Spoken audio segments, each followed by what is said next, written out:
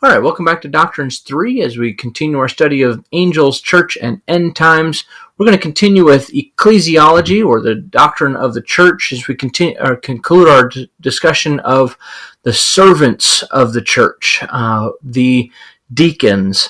As you recall from our first video, we talked about there being two offices of the church, that of elder and that of deacon. Elders, also known as the bishops or overseers or pastors, and then deacons, who are the servants or the ministers. Elders who are in charge of the spiritual well-being of the church, then the deacons who are in charge of the physical or material aspect or well-being of the church. The term itself, diakonos, simply means minister or servant. This is one of those words, as you'll find out many times throughout our time together in doctrines, just like the word angel. If you remember the word angel from our study of angelology, the word angel really doesn't have an English translation, or is not an English word. The word angelos is Greek, and the term simply means messenger. The same thing here with the word deacon. A deacon is not an English word. It simply means servant or minister. Now, this is not to be confused with the word slave. In the Greek, the word doulos is the word slave. And so this is not, when Paul refers to himself as a slave to the gospel or a slave to righteousness, or even as a bond slave, he's not referring to himself as a diakonos or deacon or minister or servant. And so when we talk about a servant or minister here, in fact, going back to angelology, we use the term in the book of Hebrews. We see the term when the writer of the book of Hebrews talks about that angels are all ministering spirits. The word diakonos is used there. It's interesting, that verse, you have the word angel not translated, but there the word diakonos is translated to servant. It would be an awkward verse indeed if the writer of the book of Hebrews, or if the translators translated it as that angels are all deacons. We would be really, really confused at that point. But the word diakonos simply means minister or servant. Typically, a minister or servant who is serving over a group of people, much like a minister of defense.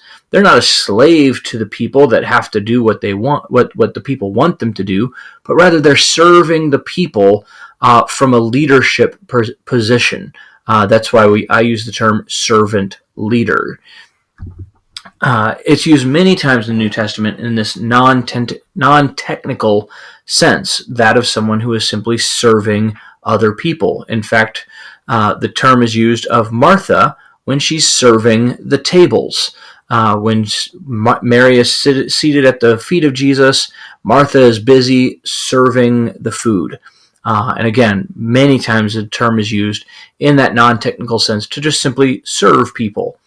The office itself, we can see, although the word itself is not actually used in Acts chapter 6, verses 1 through 6, we do see many people believe this is the first group of deacons. When the early church, and without getting into great detail here, the early church had a problem with two groups of people within the church, the Hellenists and the Hebrews, who were perhaps before that Pharisees and Sadducees, those who wanted to bring Israel back to its Jewish roots, those who were okay with, as opposed to those who were okay with Greek culture and those who were okay with Roman occupation. The Hebrews and the Hellenists had a dispute. One of their groups was not being served. Their women, their widows, were not being served when they gathered together for meals, or they didn't think they were being served enough. And so they came to the apostles and said, what do we do? And the apostles said, wait, we shouldn't be dealing with serving tables. We need to be worried about ministering the word and prayer. And so they told the people to gather for themselves men who have the Spirit, men who are respected, and then they would appoint them to be to serve the tables. that's exactly what happened. They picked 7 men, and that seemed to be the end of the difficulty. But we see that precedent being set, that there's a group of men or a group of people who are under the authority of the elders, who are ministering the physical needs of the church. That allowed the apostles to devote their time to prayer and the ministry of the word rather than serving tables. This indicates the function of deacons to be, number one, subordinate to the elders. They supplement what the elders are doing. The elders are the true leaders of the church. The deacons can then just simply do the physical and material aspects of the church, so the elders can concentrate on the spiritual functions of the church. While the elders teach the congregation, the deacons care for the material needs of the congregation. One of the qualifications, which we'll get to here in a second, is the term double-tongued. It's very likely that the term here, to not be two-faced, could possibly mean that they were to speak to the congregation, or they were to speak to people out in the community and go perhaps even house to house with to the various church members' houses to serve them there, or to minister to them there. And so that term double-tongued, meaning that they're not to have a public persona that's different from their private persona. The qualifications are given in 1 Timothy chapter 3, verses 8 through 13. And as you look at those verses there, it's just after the qualifications for elder, and then it just simply follows along with, and the deacons likewise. First thing it says there is that they're to be men of dignity, serious, worthy of respect of others. Notice the statement, though, is not as strict as that of the elders, which is to be men of who are to be above reproach or blameless. The elders had a much higher quality of respect, or higher quality of purity and holiness that they were to adhere to, whereas the deacons were still to be men of dignity. They were supposed to be men who are worthy of respect of others, but not to that high acute sense as the elders were. They were to be not double-tongued. We talked about this when we talk about the duties of the deacons. They're not to spread conflicting stories to the congregation. They're not to have a public persona that's different than their private persona. Just like the elders, they're not to be addicted to much wine. This seems to be a rather important thing, that they're to show moderation in the use of food and drink. They were to be not fond of sordid or dishonest gain. Now, this is kind of interesting, that the elders were to not be lovers of money, whereas this perhaps is more specific in talking about using their position for financial gain, or dealing under the table, as it were. If the deacons were indeed in charge of money and physical or material possessions of the church, you would certainly want someone that could be trusted with money in that pursuit, not skimming off the top, as it were. They were to hold to the mystery of the faith. They were to be faithful ministers of the gospel. They were to hold true to the gospel and to practice what they preached. But then they were also to be tested. Again, here I want to contrast this with the qualifications for elder, where the elders were to be not new converts at all. Here, it kind of opens the door for someone who is a new convert, but just simply to be observed and to be watched for a time, to be sure that they are in fact in the faith and that they are approved in that way. So tested. They were also to be the husband of one wife, just like the elders. Here again, remember with the elders, These are qualitative and not quantitative in nature. So again here, not necessarily speaking of whether or not the person has ever been divorced, but rather is the quality of that person's life that they are a one-woman man. And so again here, maybe speaking more to polygamy or to serial polygamy, or to someone whose divorce or remarriage is scandalous, or someone who the people around would say, oh, wow, that is not a man of one woman. They need to be good managers of their household, just like the elders to be managers of their household, because they're also not only to have children and wives who are faithful, but also the material means of their house are to be in order, just as their own, if they could not manage the affairs of their home, then how could they be qualified to manage the affairs of the church? So if you have someone who's bankrupt, or someone who is, has foreclosed on their home or something like that, perhaps is an important thing to consider whether they should be serving in the capacity of a deacon or someone who's in charge of the material means of the church, particularly the finances. The next question here is that of deaconesses. There's a couple of different passages that perhaps allude to the idea of deaconesses. One being in Romans chapter 16, verse 1. We have Phoebe, who is referred to as a diakonon.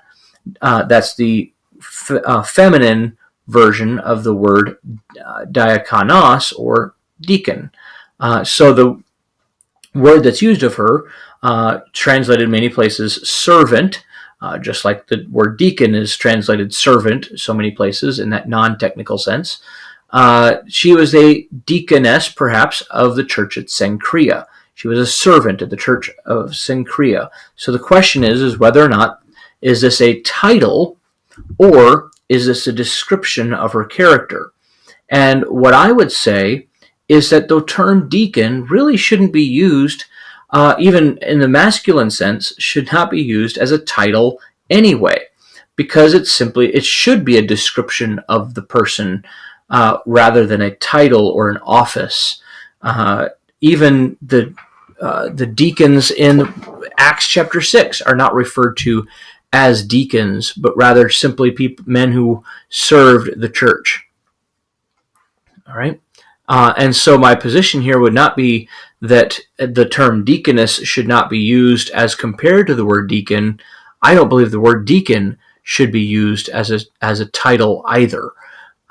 Instead, it should be anyone who is serving in the church, and obviously here with Phoebe, whether they be male or female.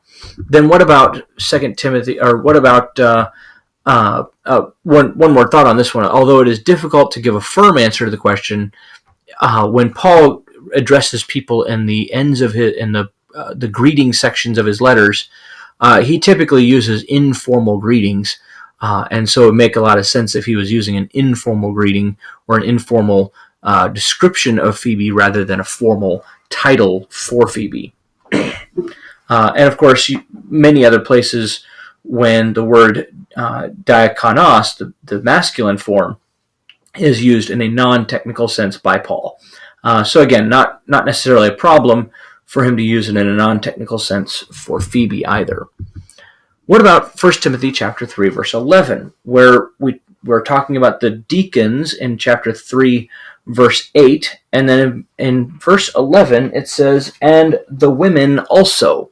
The word there, gunakes or gunekos, is the Greek word for women, but it's also the Greek word for wives, because Greek didn't have a differentiation between women and wives in the vocabulary.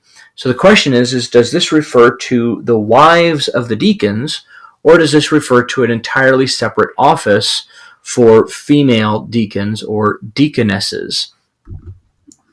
First of all, it would be a rather unnatural break, because chapter 3, verse 8 begins with the deacons, and then verse 12 goes right back to let deacons each be the husband of one wife. It would be kind of awkward for him to to all of a sudden switch over to a completely different group. And notice also he does not say, because he's talked about the bishops, then he talked about the deacons. Why would he then not use, if he's talking about this in a technical sense of an office for female deacons, why would he not have used the term here, deaconesses? And the deaconesses also should be dignified. It would make a lot more sense if he's saying, and the women also, or their wives also, would make a lot more sense. It would really patch up that awkward break that he then in verse 12 goes back to talking to the deacons. If he's just simply talking about their wives as a part of their qualifications, then that would make a lot more sense as to the flow of thought from Paul. The question, though, is that if he's using this in a non-technical sense, if he's using this as talking about their wives, why is it that the deacons' wives had qualifications, but the elders' wives do not have qualifications? And that brings me to a point that's brought up by Homer Kent, who says that it doesn't make any sense that there should be elders and then deacons and then the deacons' wives, although this could readily be argued that the deacons were to have their wives working alongside them in the ministry and in service, whereas the elders, who are in charge of the spiritual well-being of the church, weren't necessarily having their wives assist them in their spiritual leadership capacities. So it would make sense that the wives of the deacons would also need to be just as qualified as their husbands if they are to work alongside them. And of course, 1 Timothy chapter 5, just a couple of chapters later, refers to the ministry of the women in the church. Again, Paul is not a chauvinist here saying that women are not allowed to serve, but it's odd that in 1 Timothy chapter 5, he does not refer to them as deaconesses there, but instead just simply talks about the ministry of women in the church. As we conclude this, I want to finish this statement off with a thought for you, because whether you fall on the side of whether there should be women deaconesses or there should be just simply the men and their wives, I think it's interesting that there is one position inside the church, in most churches today, that typically gets overlooked, because the term deacon, translated minister, as I said before, and in the case of like a minister of defense or minister of the interior or minister of state, that when you come over to America, what do we call those? We call those Secretary of Defense, Secretary of the Interior, Secretary of State. I find that fascinating because we do have a position in our church, in many churches around the country, of secretary. And many times that secretary is female. And so the question would be, is that not a deaconess? Is that not a servant who is concerned about the physical, material well-being of the church, getting the bulletin together, taking notes for the pastoral staff meetings, or taking phone calls, or all the other things that the secretaries of churches do, perhaps even taking care of the books, writing checks, even many times concerned with the financial well-being of the church, paying the bills.